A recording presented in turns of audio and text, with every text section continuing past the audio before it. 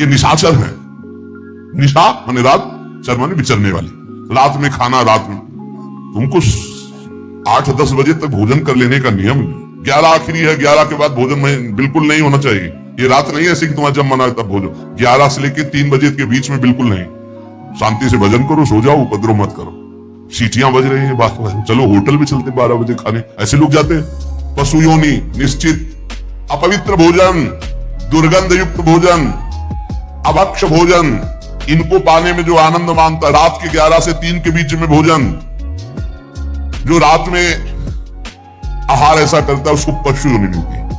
जो दूसरों का धन चोरी करता है, जो विद्वान बन करके दूसरों की वंचना करके धन को लूटता है, जो अपने कर्तव्य कार्यों से अनभिज्ञ होकर मनमानी आचरण करता है, जो समयोचित सदाचार का ज्ञान नहीं रखता। चैनल को सब्सक्राइब नहीं किया है तो इसे सब्सक्राइब कर लीजिए, साथ ही वीडियो को एक लाइक करना ना भूलिए। पहला संकेत, सदाचार का ज्ञान नहीं रखता, वो मूर्ख पशु योनियों को प्राप्त होता है। जो हिंसक स्वभाव का है, जो अपने परिवार वालों को पीटता है, गाली गलौज, थोड़ी सी संपत्ति के लिए मारपीट, ऐसी लड़ाई झगड़ा, कलहप्री, कायर, कुत्ते की योनि को प्राप्त होता है।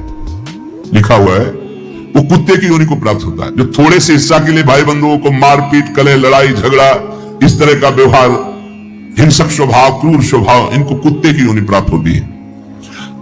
जो चंचल स्वभाव, देखो कुछ न कुछ करते जा, बैठे तो पैर हिला रहे, वो मतलब शांत नहीं रह सकते, उनके शरीर में वाइब्रेट होता रहता है। वाइब्रेट मोबाइल नहीं जनाता रहे, वो जनाते रहे। सुन लो भाई क्या बनोगे। और जो दूसरे के भोजन के लिए लालायित रहता है, कहां से निमंत्रण आ जाए, कैसे हो जाए, क्या व्यवस्था बन जाए, छोड़ो। और जब चलता है ना तो बेढंगे ढंग से चलता है, बेढंगे ढंग। और दूसरों की वस्तु देकर लुभायमान होकर छीनने का स्वभाव करता है, उसका अगला जन्म बंदर का मिलेगा। जो वाणी से सदैव कट बोलता है, कुटुंबियों से द्वेष करता है, लोगों की चुगली खाता है, उसे अगला जन्म सर्प योनि का मिलेगा।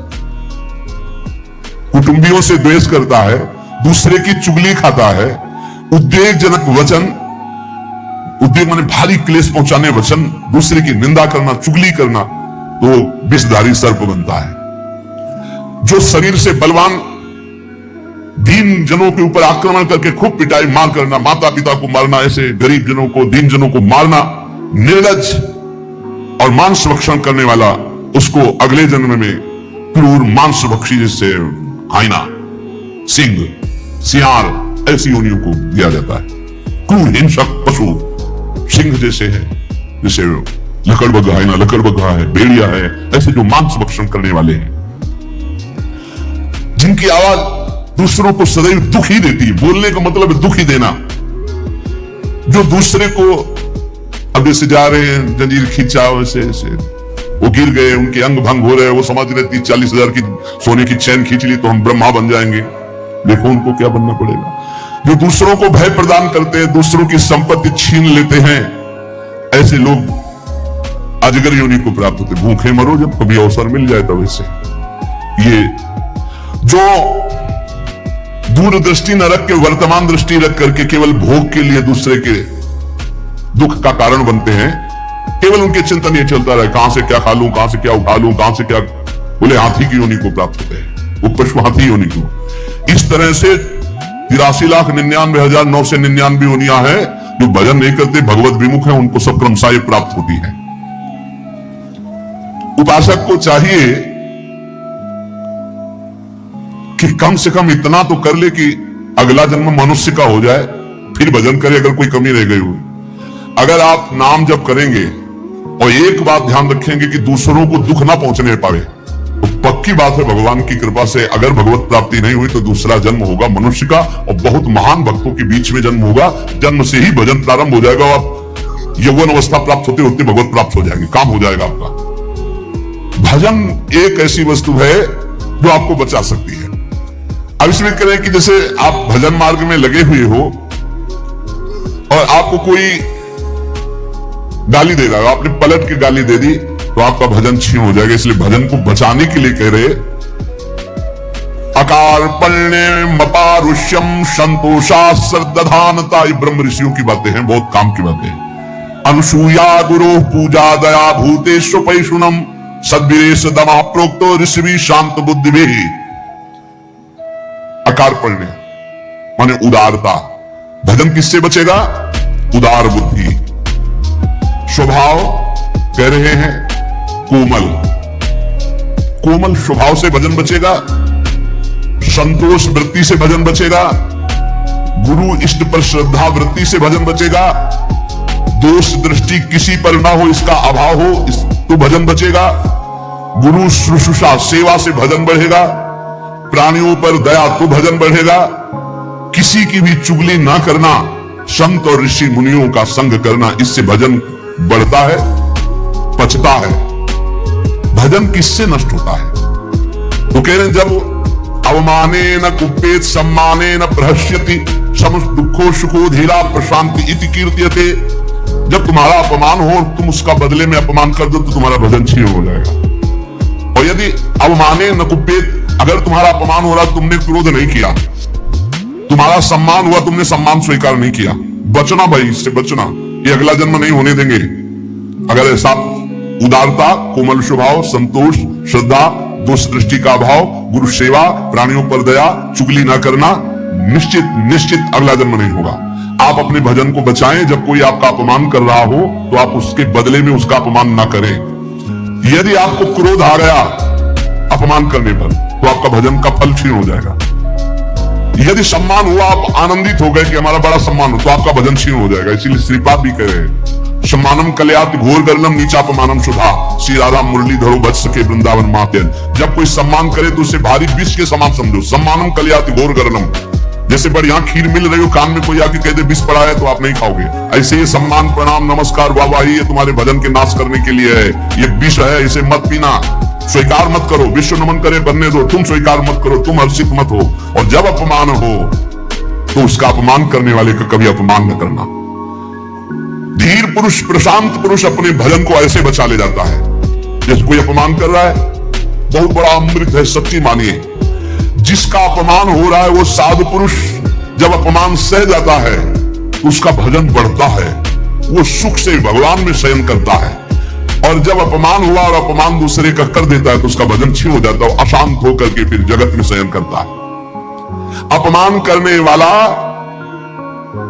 जब कोई सामने से अपमान सह जाता है तो उसका सहन करना उसके नाश का कारण बन जाता है। अपमान करने वाले का निश्चित नाश हो जाता है जब उस सामने वाला बोले ना, केवल चुप रहे। ये बड़ी बात है, पर बहुत कठिन है। उस समय जब कोई अपमान कर रहा है, निंदा कर रहा है, आप शांत हैं, इसका मतलब आपके ऊपर गुरु कृपा है और आप अपने भजन को पहचानते हैं, भजन बचाना चाहते हैं। अपमानित होने पर चाहिए कि अपमान करने वाले की ना बुराई सुने ना बुराई करे। जैसे कोई आकर बहुत नीच आदमी आपको गाली दे रहा तो कान में अंगुली डालो, नहीं भाई वो नीच नहीं, भगवान उसके अंदर बैठकर मेरी परीक्षा ले रहे थे, मुझे पुष्ट कर रहे थे, वो नीच कैसे हो सकता है? अपने भजन पर दृष्टि रखे, ना उसकी निंदा करे, ना उसकी निंदा सुने, ना उसका बुरा चाहे। यद्यपि इसमें लिखा हुआ है कि जो अपमान करने वाला है उसका सर्वनाश हो जाता है। ऐसे महापुरुष का अपमान जब करे कि वो बोले ना केवल, तो वो अपमानित करने वाला पुरुष स्वयं नाश को प्राप्त हो जाता है। ये बड़ी बात है।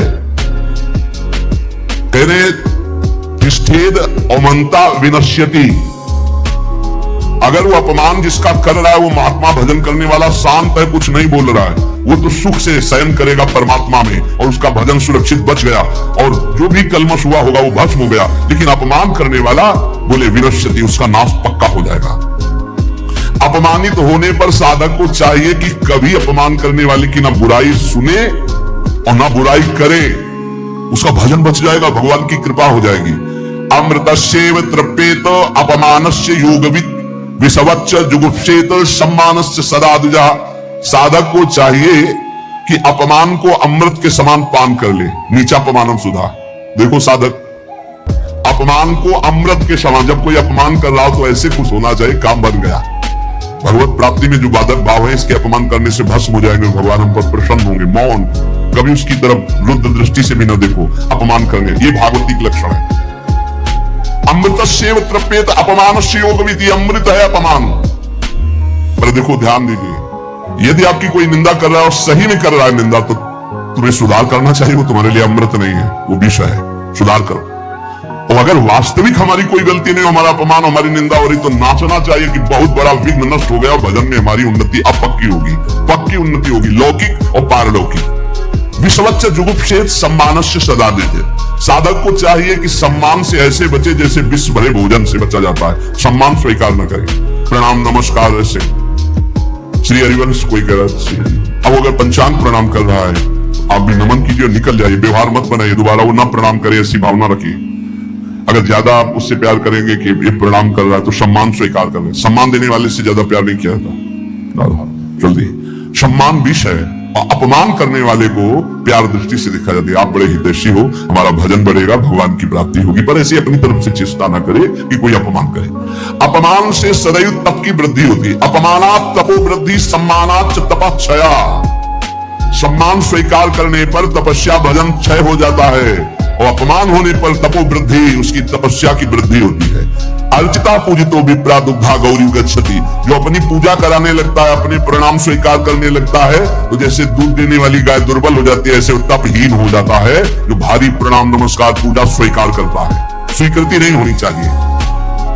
पुनराप्याप्यते धेनु शतृणैः सलिलैः यथा एवं जपैश्य होमैश्य पुनराप्याप्यते द्विजा। साधक को चाहिए कि यदि प्रणाम नमस्कार बहुत करवा चुका है, वैसा लगा कि मेरा तप क्षीण हो गया, तो बंद कर दे प्रणाम नमस्कार और एकांत में बैठकर जैसे गाय को फिर अच्छा अच्छा चारा पवाया जाए तो पुष्ट हो जाती है, ऐसे अपने साधन भजन करे, प्रणाम नमस्कार से दूर हो जाए।